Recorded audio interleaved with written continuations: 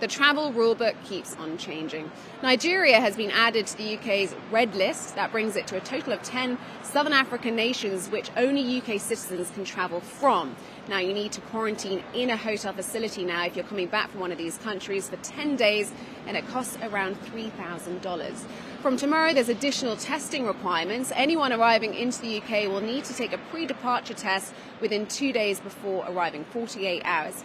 Can be an antigen test or a PCR, and it is regardless of vaccination status. That's also in addition to having to take a test within 2 days of arriving into the UK. Now, that before could have been a rapid antigen test. Now that needs to be a PCR, which of course does bring up those costs, and that is why there are concerns that it could deter some people from travelling, and the travel and tourism industry is not happy. There are calls for the UK government to give them more financial support given these new restrictions, either in the form of the furlough scheme returning for the sector or additional financial support, or even paying for the mandatory tests. Travelling during this pandemic is possible. It's totally doable. It's just the costs of the tests need to be taken into account. You need to be organised to get them all booked in advance. And of course, you have to be flexible, given the rules can change where you are and where you're trying to get to. Anna Stewart, CNN, London.